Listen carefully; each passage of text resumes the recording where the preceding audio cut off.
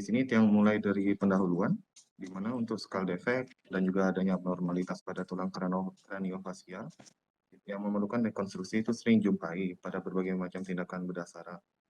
Nah, di sini untuk tulang kranium itu dia berperan penting dalam mempertahankan aliran CSF yang normal, sehingga ini kan dapat menurunkan risiko pembentukan pseudomeningokal dan juga melindungi struktur vital yang penting yang lainnya.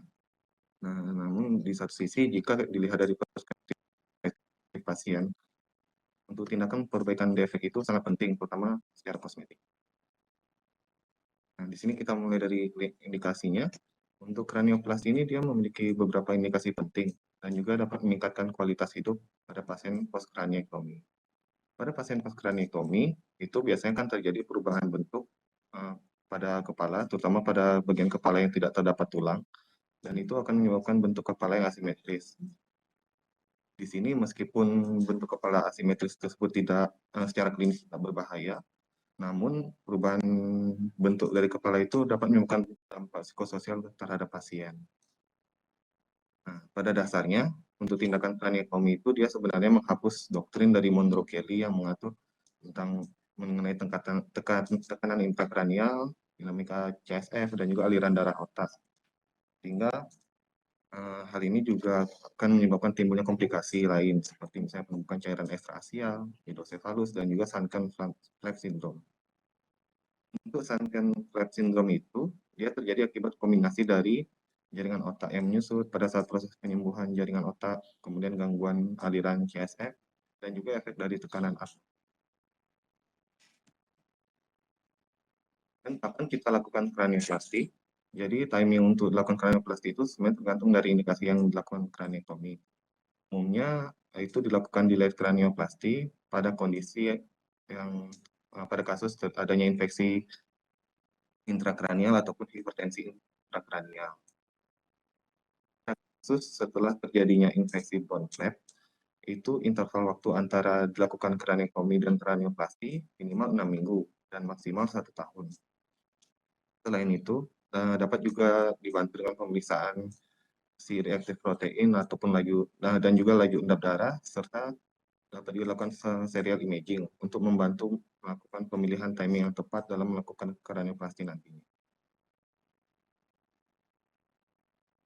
Sedangkan pada pasien yang menjalani kraniektomi dekompresi akibat adanya hipertensi intrakranial seperti misalnya karena cedera otak traumatik ataupun karena stroke, itu bila akan dilakukan kranioplasti nantinya, maka sangat penting untuk memeriksa status neurologis dari pasien. Dan juga yang penting diperhatikan yaitu tekanan intrakranial harus tetap stabil. Selain itu, perlu juga dievaluasi ulang dan dipastikan bahwa tidak ada infeksi pada kranium maupun infeksi sistemik. Dan pada kondisi ini, apabila kraniektomi yang dilakukan pada kasus akibat adanya hipertensi intrakranial, maka kranioplasti itu umumnya dilakukan 3 bulan setelah tindakan kraniektomi. Namun terdapat juga beberapa penelitian yang baru-baru ini dilakukan. Kranioplasti ini dapat dilakukan lebih awal, yaitu sekitar 5-8 minggu setelah dilakukan kraniektomi. Hal ini dari penelitian ini dikatakan bahwa ketika kranioplasti akan dilakukan pada 5-8 minggu setelah kraniektomi, maka jaringan-jaringan sekitarnya itu masih lebih gampang untuk dipisahkan. Berbeda lebih dari 1 tahun, maka identifikasi yang tergalia dan dura itu biasanya lebih sulit. Nah, sebelum kita melakukan tindakan kranioplasti, kita juga penting mempersiapkan preoperatif. Pertama dilakukan yaitu CT scan. Nah, di mana CT scan yang perlu juga diperhatikan yaitu bone window dan juga bila tersedia itu gambaran 3D-nya. Selain itu, kita juga perlu memeriksa untuk riwayat medis pasien untuk menyingkirkan kontraindikasi dari dilakukan tindakan kranioplasti. Di sini pada pasien yang hemodinamis tidak stabil, terdapat infeksi ataupun hipertensi intrakranial seperti yang sudah saya sebutkan sebelumnya, maka itu tindakan kranioplasti harus ditunda. Selain itu, kita juga harus cari tahu untuk flap tulang yang akan digunakan nantinya, itu sebaiknya disimpan sebelumnya pada pendingin dengan suhu di bawah kurang dari 28 derajat Celcius, atau tulang tersebut dapat disimpan secara subkutis baik di bawah galea ataupun di bawah jaringan lemak di perut. Dan untuk tindakan kranioplasti ini dia juga sering terjadi infeksi, di mana infeksinya itu paling sering penyebabnya itu ada Propionibacterium acnes, Staphylococcus aureus, dan juga Staphylococcus spesies lainnya. Untuk material dari kranioplasti itu sendiri, di sini sebenarnya ada banyak jenisnya. Yang pertama ada tipe autograf, dan ada metal, polimer, keramik. Nah, di mana untuk autograf atau autologous bonite itu tulangnya itu sendiri. Nah, untuk keuntungan itu dia lebih viable dan juga untuk proses penyembuhannya biasanya lebih cepat dan lebih rendah untuk risiko terjadinya patah pada. Nah, di sini kerugiannya rentan terjadi infeksi dan juga biasanya untuk terjadi penyerapan dari tulang tersebut bila disimpan terlalu lama di bawah jaringan lemak. Nah, pilihan kedua yang biasanya banyak digunakan itu adalah metil methacrylate yang terbuat dari polimer, di mana di sini dia dapat digunakan, kemudian dari segi biaya lebih murah dan juga memiliki kekuatan yang lebih bagus. Tetapi kerugiannya di sini juga untuk metil methacrylate itu dia lebih rentan infeksi, kemudian untuk platnya itu rentan terjadi patah dan juga tidak bisa tumbuh seperti tulang aslinya. Kemudian bila metil methacrylate tidak tersedia, bisa digunakan juga ada pilihan lain, yaitu ada calcium phosphate bond yang terbuat dari seramik, di mana dia bersifat osteokonduktif dan juga osteoinduktif. Dan dia juga gampang dia untuk menutup defek-defek ataupun celah-celah kecil yang ada. Cuma di sini dia kadang dia lebih kaku untuk yang kalsium fosfatnya ini. Kemudian untuk teknik operasinya, bila kita akan melakukan tindakan kranioplasti, maka sebelumnya kita penting juga untuk diberikan antibiotik terlebih dahulu, mengurangi risiko terjadinya infeksi selama operasi. Lalu pasien biasa umumnya diposisikan supine, lalu diberikan bantalan donat di bawah kepalanya ini. Lalu insisi dia akan melakukan insisi luka lama di sini untuk menghindari terjadinya nekrosis pada scalp. Kemudian setelah dibuka lapis demi lapis kita identifikasi terlebih dahulu, kita pisahkan scalp dan juga dura mater. Terus setelah kita identifikasi antara galea dan dura maternya, itu dapat dibantu juga dengan menggunakan periosteal elevator untuk membantu memisahkan setiap lapisannya itu. Nah, ini contohnya untuk bagian temporal. Namun jika kita melakukan insisi di daerah, ini untuk contoh di daerah frontal, jika kita melakukan insisi di daerah temporal, itu penting juga kita memisahkan setiap lapisan, karena di area temporal itu dia strukturnya lebih kompleks. Lalu jika skal defeknya ini setelah terekspos dan juga sisi tulang yang di pinggir-pinggir ini telah dibersihkan dari jaringan lunak di sekitarnya, maka flap tulangnya itu dapat dikembalikan. Tulang yang telah disimpan, baik yang autologous ataupun silograf yang tadi telah disebutkan, untuk dikembalikan sesuai bentuknya ini. Lalu tidak lupa juga misalnya pada contoh itu tulang normal yang akan dikembalikan. Di tengahnya ini tidak lupa juga kita buat lubang agar kita lakukan gantung dura di tengahnya agar tidak tercipta epidural space. Lalu setelah itu kita fiksasi di pinggir-pinggirnya ini, kita menggunakan plat and screw ataupun dengan benang. Kemudian kita tutup area operasinya ini. Tidak lupa juga kita insersi drain subgalea. Setelah insersi drain subgalea, kita lakukan jahit lapis demi lapis mulai dari galea hingga jahit pada kulitnya. Ini contoh hasil gambarnya lebih 6 bulan setelah dilakukan tindakan kranioplasti. Jadi untuk insisi dia akan tersamarkan oleh rambut. Nah, setelah lakukan operasi, penting juga kita lakukan perawatan untuk post operatif. Di sini juga dikatakan bahwa pada saat melakukan tindakan kranioplasti, ketika terjadi adanya robekan pada dura, kemudian ada perdarahan yang masif, dan juga memang status kondisi medis pasien itu terlalu banyak komorbid, maka sebaiknya setelah operasi pasien dilakukan perawatan pada ruang intensif untuk memonitoring dari vital sign dan juga status neurologis pasien. Tetapi bila tindakan kranioplasti itu berjalan dengan lancar sesuai harapan dan bila tidak ada masalah yang bermakna, maka pasien dapat melakukan perawatan di ruang biasa. dan juga dapat lakukan imaging untuk evaluasi post-op. Ini untuk komplikasi dari tindakan kranioplasti. Untuk komplikasi terbanyak itu yaitu ada bone resorption, di mana itu kisaran sampai 74,4%. Di mana bone resorption itu dia apabila tulang itu terlalu disimpan terlalu lama, dia akan diserap oleh jaringan lemak di sekitarnya. Dan juga jika ketika dikembalikan tulang itu waktu dilakukan tindakan kranioplasti, terutama ketika kita tidak terlalu bersih untuk membersihkan di bagian sisi-sisi tulangnya itu, maka jaringan lunak jaringan parutnya itu dia akan menyerap kembali tulang-tulangnya itu. Lalu di lain sisi untuk komplikasi yang terbanyak selanjutnya itu ada surgical site infection, di mana infeksi luka operasi akibat adanya insisi di luka lama yang sebelumnya. Itu untuk infection itu yang paling sering karena ada infeksi sebelumnya pada skull, kemudian adanya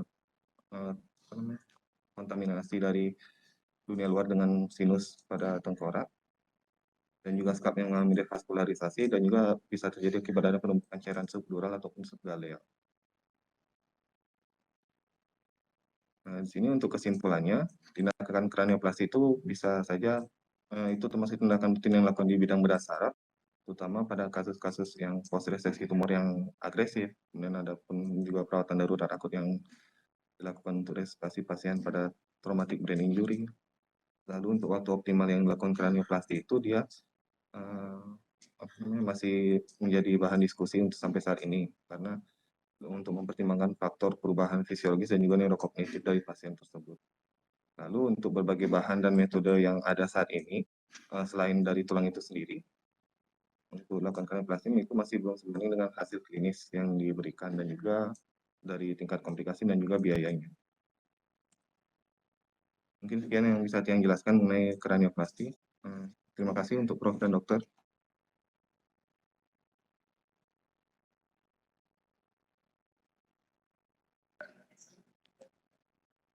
Halo, sudah ada siapa di Sahabat sini Prof. yang? Oh ya, terima kasih. Ada komentar atau pertanyaan dari yang lain?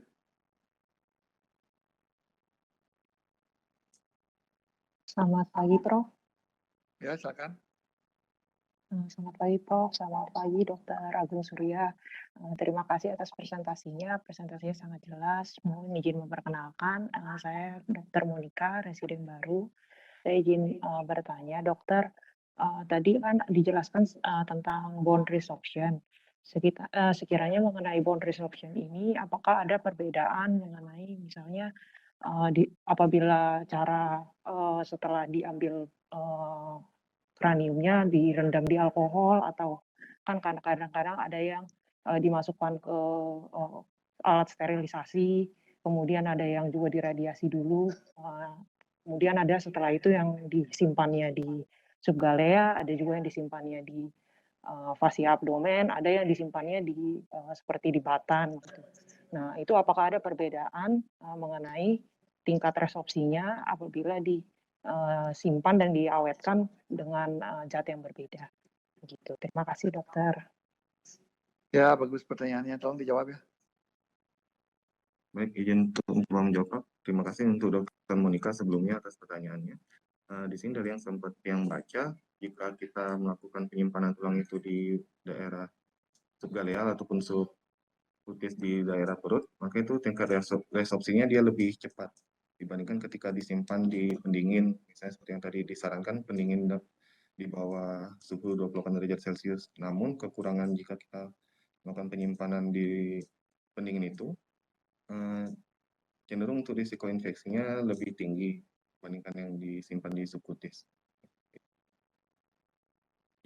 Mungkin ada tambahan, Prof. Ya, sebenarnya tulang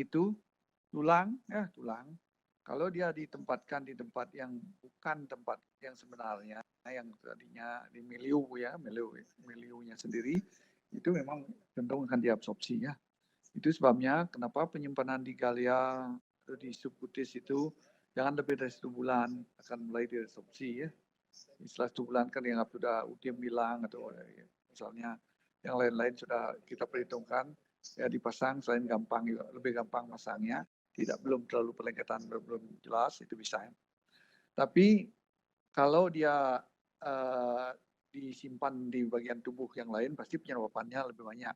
Kalau dia disimpan di luar, di freezer dimanapun, tapi harus ada at least in mind itu ya, bahwa berpikir kita tidak mengharapkan bahwa tulang itu hidup, yang kita perlukan adalah brain framework-nya ya, itu yang akan diisi oleh nanti oleh jaringan-jaringan osteoblast dan sebagainya.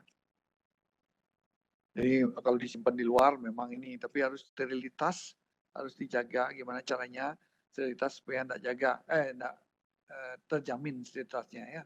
Jadi kalau disimpan di luar pastilah tidak akan diabsorpsi ya. Kalau di dalam tubuh pasti akan ada absorpsi karena bukan di tempatnya yang semula. Ya. Kalau disimpan misalkan di luar di luar kepala, absorpsinya lebih cepat dibandingkan dengan dipasang di subgalial ya. Itu. Jadi kesimpulannya, makanya dari semua itu resultantenya adalah sebaiknya dilakukan rekonstruksi setelah jangan lebih dari 1 bulan gitu. Idealnya ya. Itu aja dari saya, silakan dibaca kalau ada kebutuhan baru baca ya. Lanjut, silakan bagus pertanyaan ada lagi.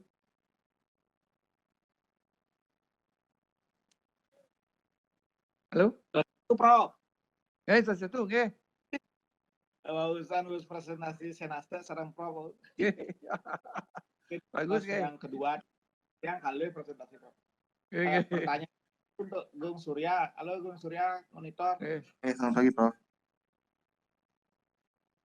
Ya, apa prinsip kranioplasti supaya bisa tulangnya fusi? Enggak perlu sedikit. Nanti jawab misalnya. Tadi ya perlu share sedang. Izin coba menjawab, Prof. Dari yang sempat yang baca, prinsip agar ketika kita melakukan tindakan kranioplasti tulangnya dapat fusi, maka yang pertama itu ketika kita membuka dalea, pada saat tulang belum dikembalikan, itu kita penting juga membersihkan sisi-sisi tulang yang mungkin sudah tumbuh jaringan parut ataupun jaringan sekitarnya. Ketika kita sudah pastikan bersih, baru kita kembalikan tulang yang sebelumnya telah disimpan. Oh ya, untuk tulang yang sebelumnya disimpan juga kita perlu dibersihkan juga, Prof, sisi-sisi tulangnya, karena mungkin bisa saja juga telah tumbuh jaringan baru akibat penyimpanan yang di perut ataupun subgaleanya nih, Prof. Jadi intinya harus pastikan benar-benar bersih agar nanti proses penyembuhan tulangnya lebih baik, Prof. Prof, mungkin bila ada tambahan. Biasanya kalau ngambil tulang yang disimpan di perut, dia kan ukurannya mengecil, absorpsi. Terus kalau Gung Surya kranioplasti, bagaimana prinsip supaya dia mau nyambung dengan tulang yang normal?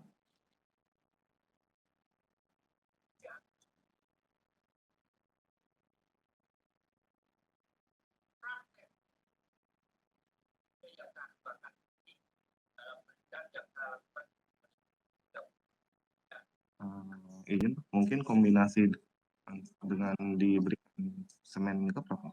Seperti misalnya bon semen mungkin, Prof.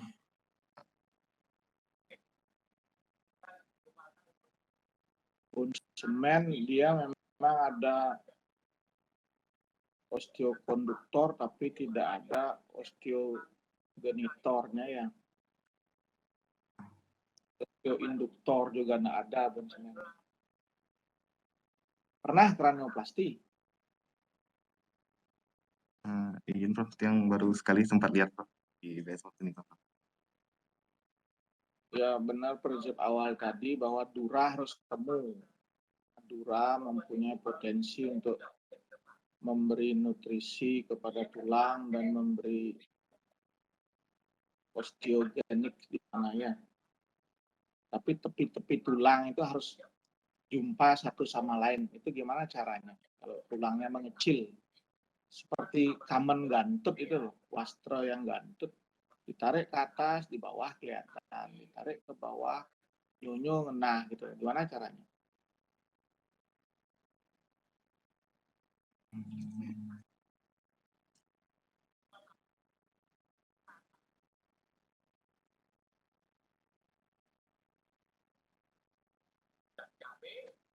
Mungkin dibantu untuk penyembuhan dengan makan periosteum ya, Prof?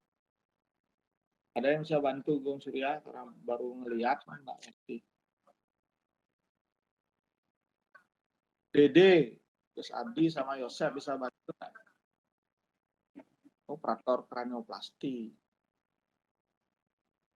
Jadi Prof, jadi Prof. Oke, coba deh. Jadi Prof, ini mungkin kalau memang ada seperti itu, kita bisa tambahkan menyisipkan yang mengandung osteoprogenitor, Prof, ya kan menjadi bahan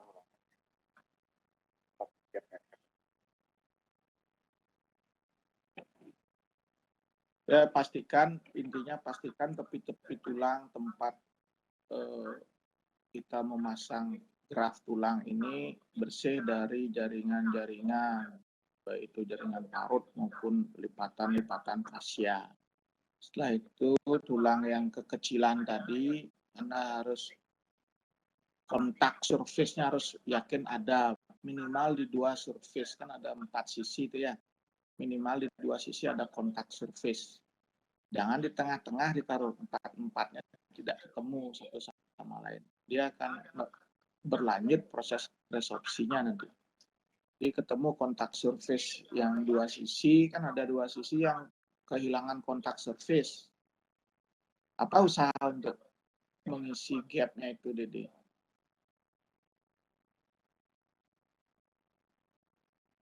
kita bisa isi bonchip mungkin Prof atau potas kita lakukan pengaturan. Di mana nyari kan udah bersih. Di tulang yang sehat Prof. Kita bonchip, Prof. Ya Dede apain? Tulang yang sehat diapain?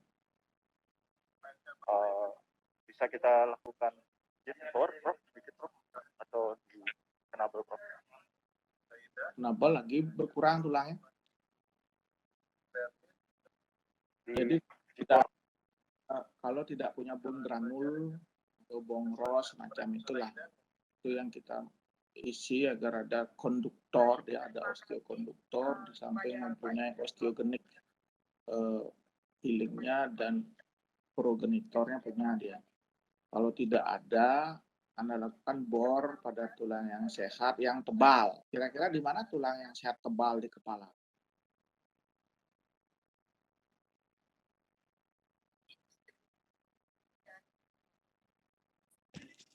Ya, selamat pagi. Langsung presentasi. Kalau Dede nggak bisa, Gus Adi boleh bantu atau Yosef. Di parietal Prof.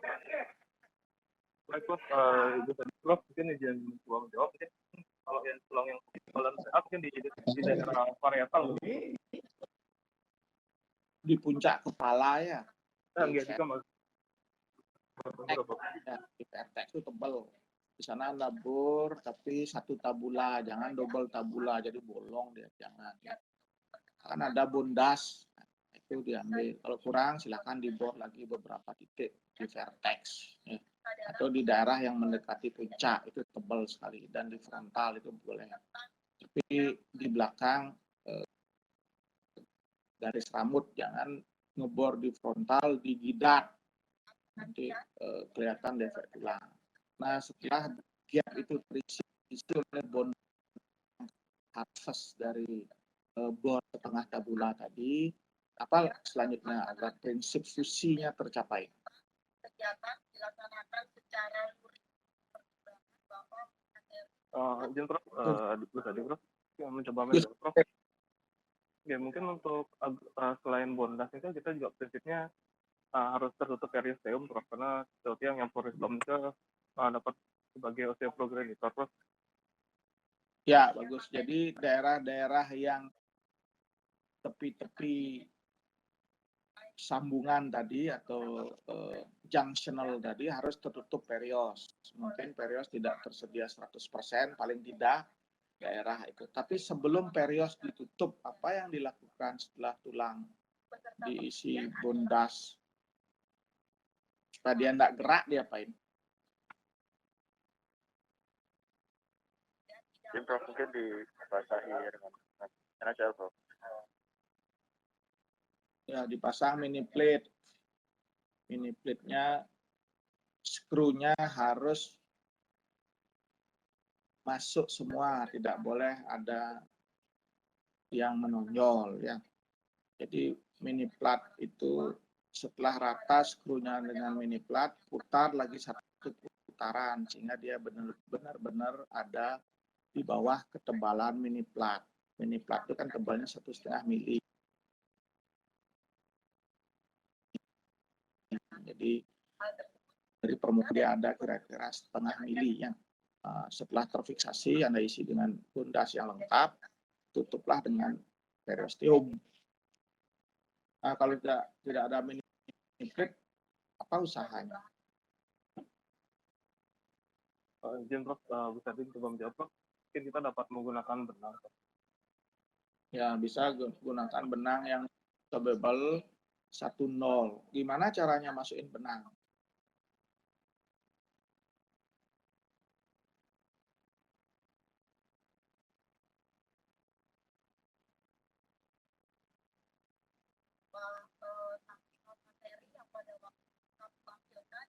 Izin tadi Prof, mencoba menjawab Prof. Untuk cara masukkan benangnya, biasanya kita ada gunakan untuk perforatornya. Kita buatkan di sisi-sisi tulang ini Prof. Nanti kemudian kita masukkan benangnya, kita ikat sisi-sisi tulang itu.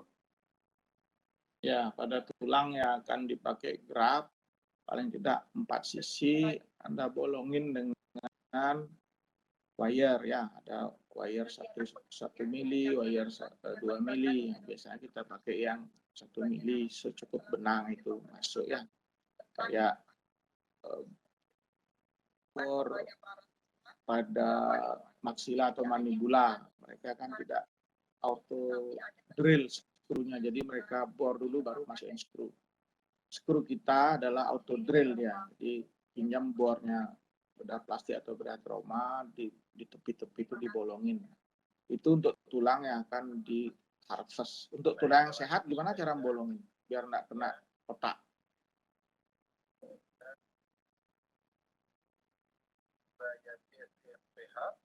Izin menjawab Prof, tadi Prof, Nika alatnya tempat yang lupa Nika jadi ada bagian salah satu bagiannya dia itu masuk ke ruangan epiduralnya, satu di tabula eksternalnya gitu Prof. Jadi dia menghalangi nanti pada saat kita bor memakai bor yang yang tadi Prof sebutkan itu, jadi bisa terhalang dia nih Prof.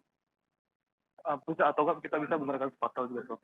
Nah, karena alat yang Gus Hadi sampaikan itu kan tidak available, yang ada kan spatel. Anda lepaskan dulu dura dengan tabula interna yang terkait yang mau dibolongin untuk ngikat, marking dulu di mana lokasi bolong di tulang yang mau dipasang dengan tulang yang akan menerima. Jangan sampai nyameh dia ya. Maksudnya titik benangnya nyaplir jadi kejauhan dan mungkin tidak pas. Biar pas, ditandai dulu dengan monopoler. Bebaskan dura dengan tabula interna, masukkan spatula, jangan terlalu panjang, kira-kira 1 sampai 1,5 cm. Di sana tahan, jadi stop alarmnya spatula tadi ya. Jangan sampai spatula di kiri, di bor di kanan, itu nembus otak nanti, hati-hati ya. Jadi setelah difiksasi semua baik dengan mini plate maupun diikat, gapnya terisi bundas atau dengan bone granul silakan. Baru junctionalnya harus tertutup perios, termasuk mini platnya, semua harus tertutup perios. Jangan sampai mini plat tidak tertutup perios, karena dia akan menekrosiskan jaringan di atasnya sehingga nanti mark plate itu akan muncul. Ada pasien-pasien kontrol kelihatan ada shadow of mini plat di jidatnya karena keteledoran kita sebagai operator kranioplasti. Kira-kira demikian ya, terima kasih.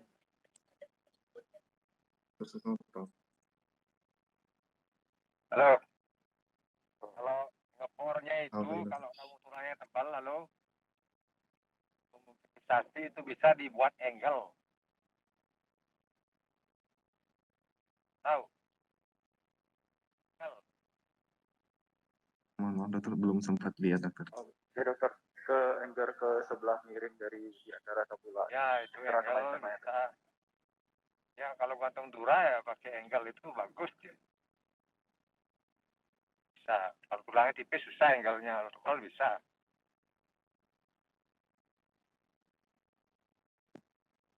Ada yang pengalaman pakai wire ya?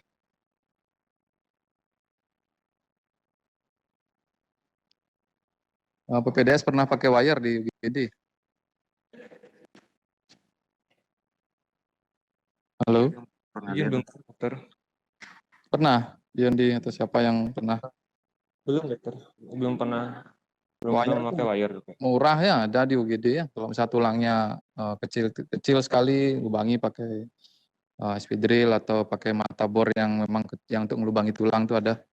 Pakai wire, latihan pakai wire ya, gitu. Itu paling simpel, di mana aja ada, murah ya. Gitu. Kalau daripada sebelum benang ya.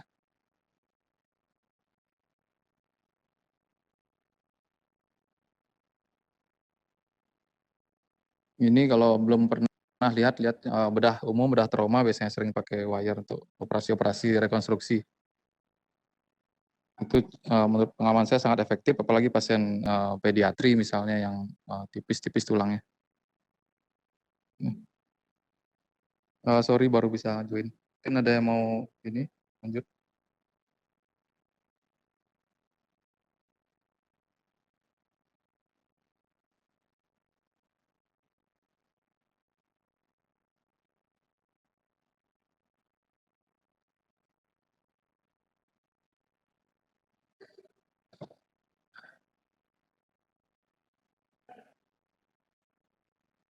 Halo, ini sinyal jelas saya di bukit nih.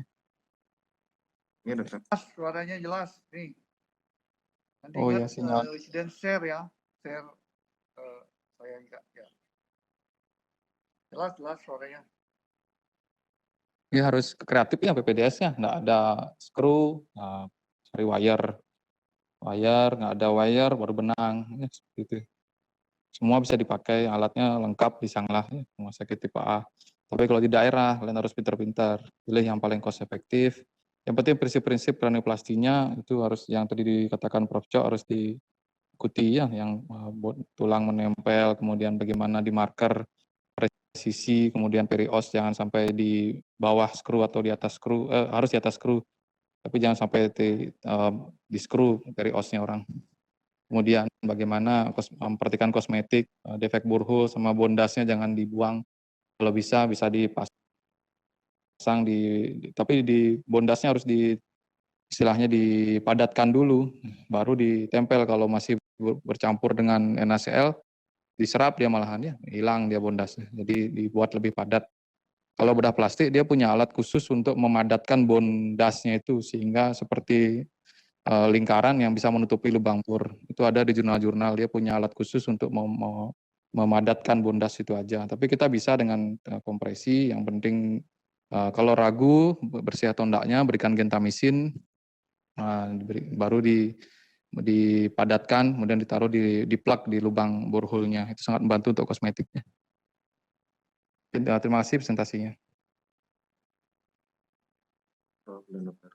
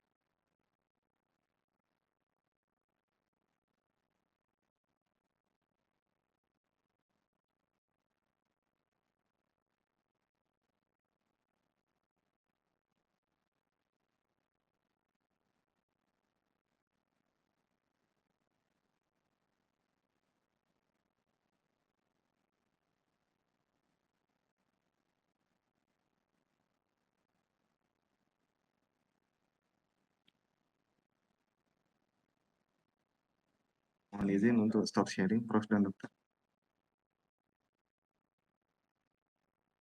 Komentar dan lain-lain.